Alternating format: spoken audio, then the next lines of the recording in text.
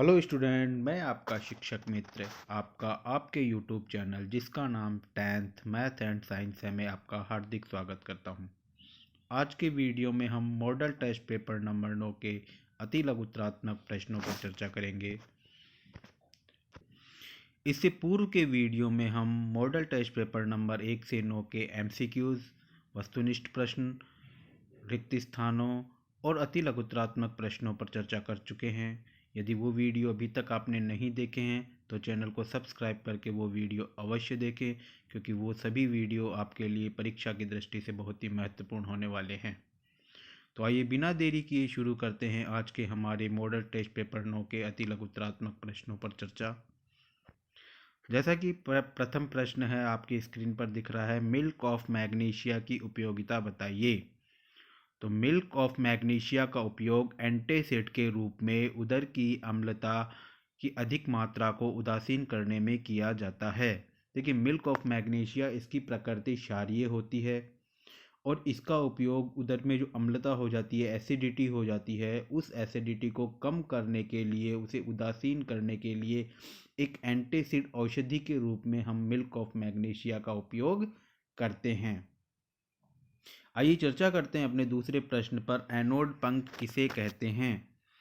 देखिए, जब धातुओं को विद्युत अपघटनी परिष्करण विधि के द्वारा शुद्ध करते हैं तो जो हमारी अविलेय अशुद्धियां होती हैं वो एनोड पर निक्षेपित हो जाती हैं।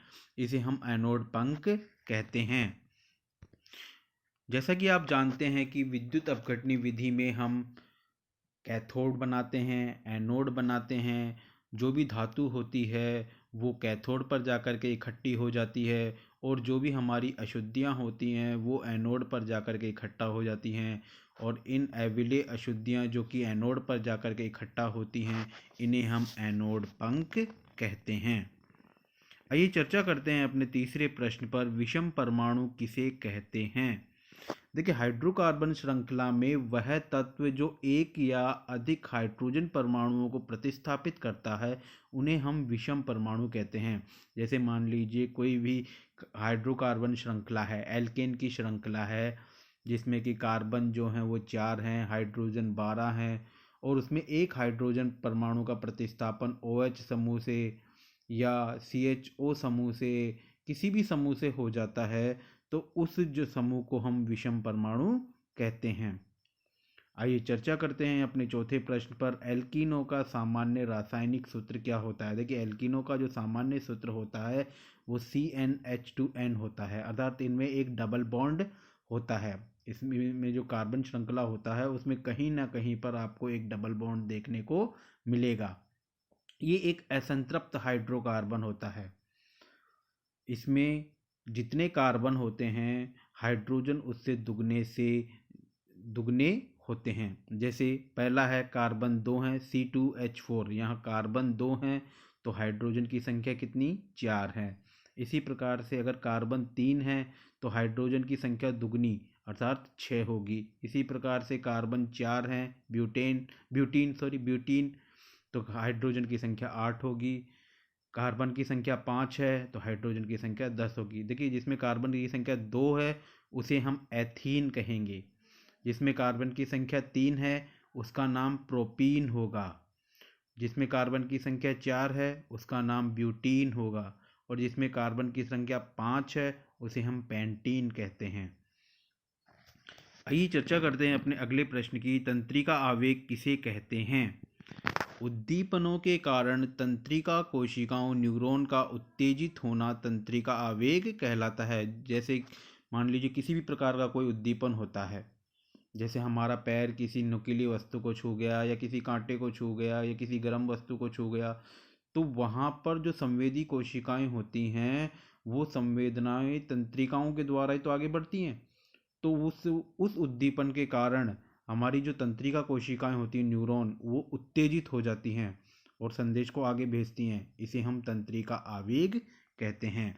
तो तंत्रिका आवेग की परिभाषा हो गई, उद्दीपनों के कारण तंत्रिका कोशिकाओं न्यूरॉन का उत्तेजित होना तंत्रिका आवेग कहलाता है। आइए चर्चा करते हैं अपने अगले प्रश्न, छठे प्रश्न की ओर। नर और मादा युग्मकों के संलयन से बनी संरचना को क्या कहते हैं। देखिए, नर और मादा युग्मक। नर युग्मक होता है शुक्राणु, मादा युग्मक होता है अंडाणु। तो जब शुक्राणु और अंडाणु इनका संलयन होता है उसे हम निषेचन कहते हैं। देखिए, नर और मादा युग्मकों का जो संलयन होता है उस क्रिया को हम निषेचन कहते हैं, और निषेचन के पश्चात जो संरचना बनती है उसे हम युग्मनज कहते हैं। तो नर व मादा युग्मकों के संलयन निषेचन से बनी संरचना को युग्मनज कहते हैं। यही युग्मनज आगे जाकर के भ्रूण में परिवर्तित हो जाता है, और भ्रूण जो है आगे धीरे धीरे जो होता है वो बच्चे में परिवर्तित हो जाता है। नर युग्मक शुक्राणु होता है, मादा युग्मक अंडाणु होता है, और निषेचन की जो क्रिया होती है वो फैलोपियन ट्यूब में मनुष्य में जो होता है मादा के शरीर के अंदर होती है। आइए चर्चा करते हैं अपने 7वें प्रश्न की। यदि कोई वस्तु उत्तल दर्पण के ध्रुव और अनंत के मध्य रखी जाए तब उसका प्रतिबिंब कहाँ बनेगा? देखिए, दर्पण के फोकस तथा ध्रुव के मध्य और तथा दर्पण के पीछे।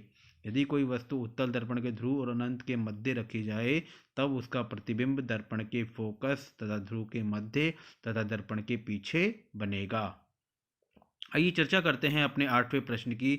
लेंस के प्रकाशिक केंद्र का क्या अभिप्राय है? देखिए, लेंस में स्थित वह बिंदु जिससे होकर जाने वाली प्रकाश की किरणें बिना मुड़े बिना विचलित हुए सीधे लेंस से बाहर निकल जाती हैं उसे हम लेंस का प्रकाशिक केंद्र कहते हैं। ये बिल्कुल बीचों बीच स्थित होता है। इससे देखिए, अगर लेंस के किसी भी भाग से प्रकाश की किरण गुजरती है तो वो अपनी कुछ दिशा से कुछ विचलित अवश्य हो जाएगी, या तो वो पास में आएगी या दूर हो जाएगी, लेकिन जो प्रकाशिक केंद्र से जो प्रकाश की किरण गुजरेगी वो बिल्कुल बिना विचलित हुए बिना अपने मार्ग से हटे हुए बिल्कुल सीधी निकल जाएगी। इसे हम प्रकाशिक केंद्र कहते हैं। आइए चर्चा करते हैं अपने अगले प्रश्न की ओर। विद्युत धारावाही चालक तथा चुंबकीय क्षेत्रों में उपयोग होने वाली किन्हीं दो युक्तियों का नाम लिखिए। देखिए, विद्युत धारावाही चालक और चुंबकीय क्षेत्रों में उपयोग होने वाली किन्हीं दो युक्तियों का नाम है विद्युत मोटर और ध्वनि विस्तारक यंत्र। विद्युत मोटर भी इसी सिद्धांत पर कार्य करती है। आइए चर्चा करते हैं अपने 10वें प्रश्न पर। डिस्पोजल प्लास्टिक रूप से की अपेक्षा कागज के डिस्पोजल कप के इस्तेमाल से क्या लाभ होते हैं? देखिए, जो डिस्पोजल ग्लास दो तरीके के बनते हैं, आप जानते हैं, शादी ब्याह में आपने देखे हैं। एक तो प्लास्टिक का डिस्पोजल होता है और एक कागज का डिस्पोजल होता है।